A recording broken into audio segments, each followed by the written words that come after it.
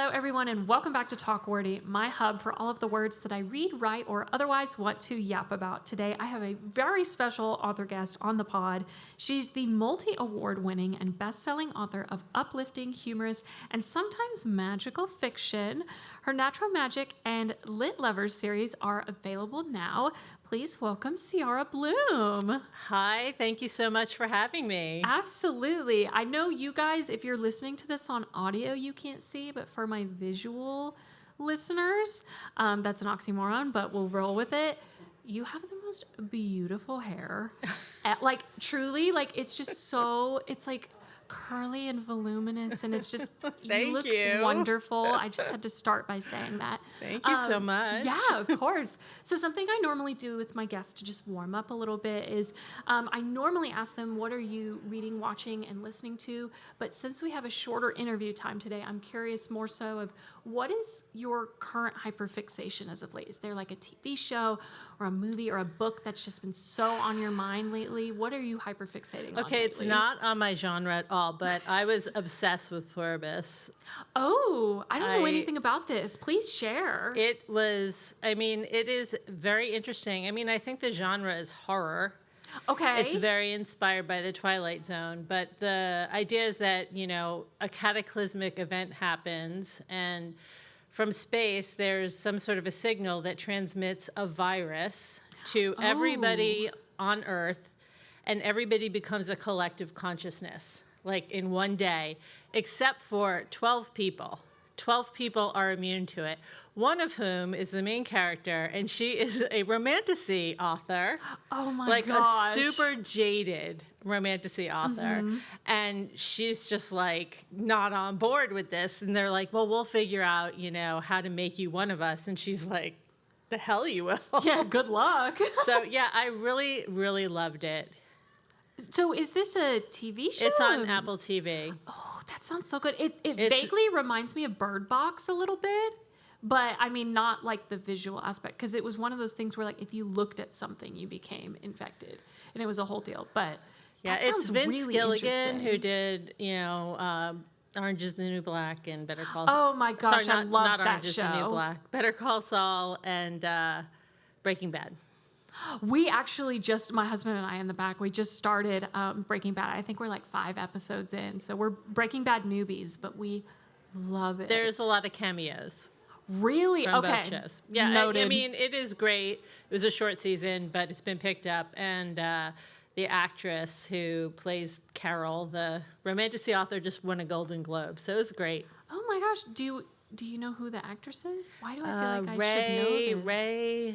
I forget her last name. That's okay. I'll have to look her up afterwards. Yeah. That's so awesome. Apple TV has been coming out with some really good stuff. They were the ones that did Severance, right? Yep. Okay. Yeah, because that's a must-watch for me. Yeah, you'll love it. Yeah. If you like that, you'll love it. I will say, like, I'm better with, like, oddly, like, my husband in the back is going to be like, no, you're not, you're lying. But I feel like I'm more inclined to watch horror than I am to read it.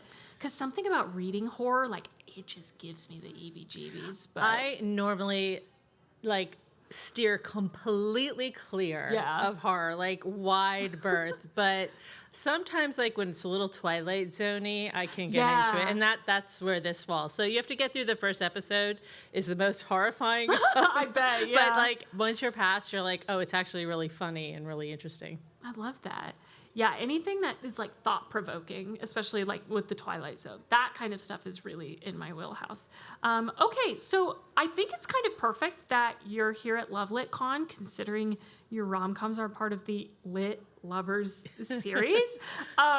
Totally unintentional. I think that's so cool. For our listeners who might be new to you and your books, tell us a little bit about your rom-coms in particular. So my rom-coms are pretty snarky, pretty funny. I think they fall more like on the chick lit side of things. They are small town. They have a real Schitt's Creek kind of a vibe, like small group of friends. And it's about a podcast, actually. Oh, look at that. Basically, this group of friends has a podcast where they make fun of, well, some of them make fun of romance novels and romance films, and some of them defend them. So that's sort of like the backbone of the series. In every single book, there are certain tropes, and they're discussing those tropes on the podcast while living them in their lives. It's like, hello, hold this. Yeah, it's a mirror. Look into it. You're a little bit of a hypocrite, but I love books like that. It's like fun to really capitalize and like tap into the irony of the story. What inspired you to write a story surrounding the podcasting community? Well, I've had podcasts in the past. I've been podcasting for years. I had a travel podcast called Supernatural Travel Tales where I interviewed people who saw ghosts at hotels or who had like awesome. amazing like experiences with shamans. It was all like magical things that happened while people were traveling. And then I also had just a travel talk podcast. So I've been doing lots of podcasts like over the years. I love to talk. I love to have conversations. So yeah, it sort of came naturally. Yeah. Travel podcast though, I can. Have you yourself traveled a bunch? Like, where are some of the coolest places that you've been? I was a travel writer for many years, so I've been all over the world. Like, I think some of my best experiences, maybe I took a really magical trip in the Philippines, and then I took a trip to Mexico to whale camp and camped like in this bay where there were literally hundreds of whales around, and like dolphins. It was like a fever dream. That's so cool. I've never been whale watching of any kind, but it just sounds so incredible. You need to go while you're here because the gray whales are running right now. If you go over here, yeah, right now, like oh you are almost guaranteed to see whales if you go whale watching this week. Oh my gosh, that's so much better than watching National Geographic. It's going on my bucket list immediately. Okay, perfect. With you mentioning the supernatural, I personally love it when authors switch genres and kind of flex their versatility muscles. What made you want to switch gears and then start writing your natural magic series? Well, I'm super woo, and I had the idea for the natural magic series before I started the rom-com series, and I probably should have started with the magical stuff, but I felt like, I don't know, I just didn't feel it. Like the market was there in quite the same way. I wasn't sure of where I wanted to go. Yeah. So I waited on it, but I think magical is just anything I write. Any genre I write, there's going to be some woo, some magic coming into it, which is what I've learned about myself. It did show up in the Lit Lover series, the last book. The female main character is a psychic. So I just can't stay away from magic. I can't stay away from woo things. And I just finished writing women's fiction, and there's a lot of like magical coincidence and magical things that happen in the book. So that's just who I am. Like, it's funny because I've discovered my own voice writing across multiple genres. Yeah. I really like when authors get to kind of navigate that new territory and learn more about themselves, and like their books really become a lot more atmospheric. I feel like they kind of unlock something that they didn't know was missing when they start switching genres. So I think that's so awesome. You've written 3 cozy fantasy books now. First of all, I love that magical realism books are on the rise, and cozy fantasy is starting to get really big. Because I think a lot of people are just looking for some comfort, you know? If you could design the perfect cozy day for yourself, paint a picture, what would you do? What would be on your agenda? I think I would spend it in London.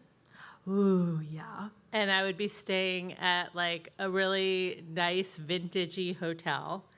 I would definitely book tea at Fortnum and Mason. I would spend a lot of time in bookstores, you know, just maybe bookstore hopping for a bit, then go for my like 3.5 hour long tea with my book.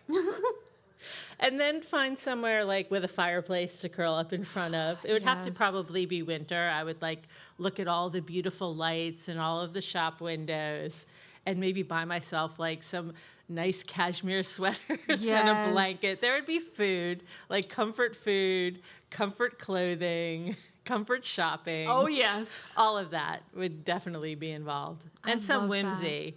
You know, whimsy is really important for me. Like, that is my favorite part of cozy fantasy. And I would say my books are more cozy, magical realism, because I do tend to have a little bit higher stakes and more plot and more action than a lot of cozy fantasies do. Lots of sensory details.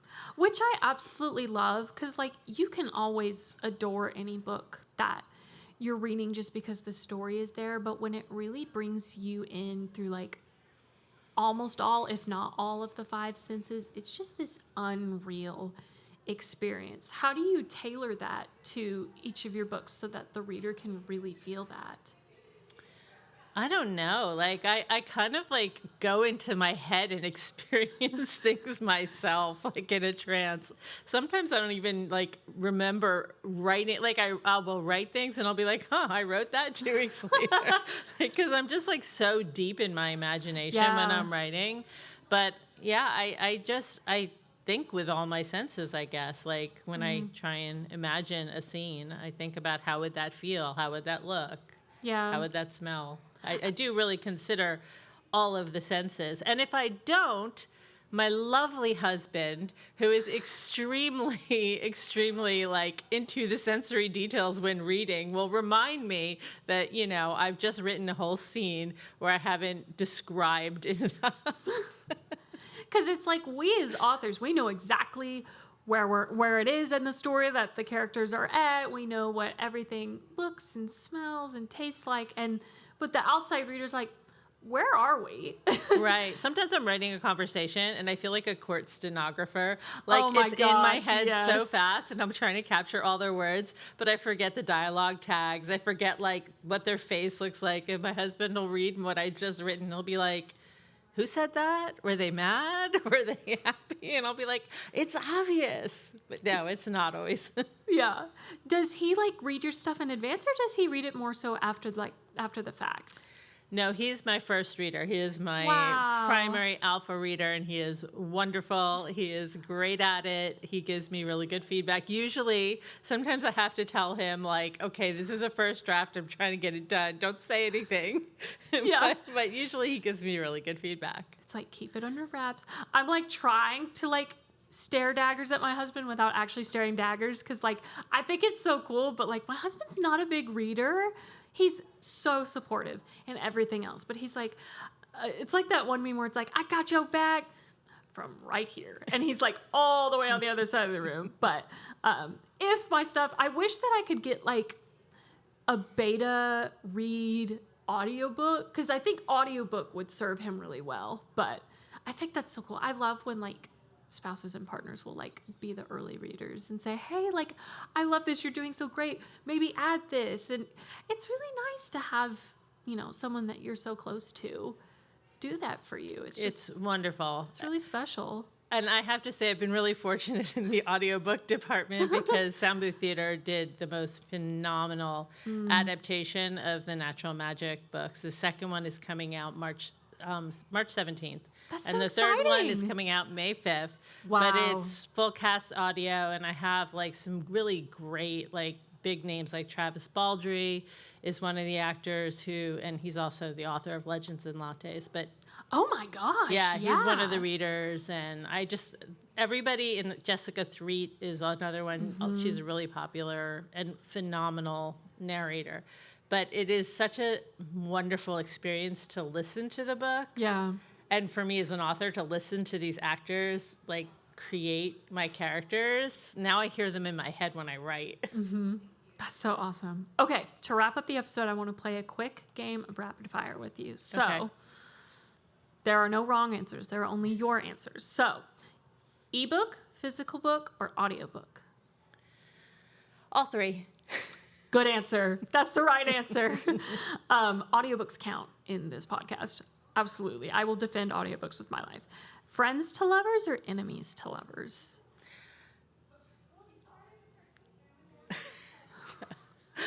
Enemies to lovers. Ah, yes. Writing playlist or project Pinterest board? Writing playlist. Yeah. Couch reading or bed reading? Bed reading. Standalone or series? Standalone. Cozy day in or a dazzling night out? Cozy day. I was like, I feel like you are the queen of cozy. And then happy ending or cliffhanger?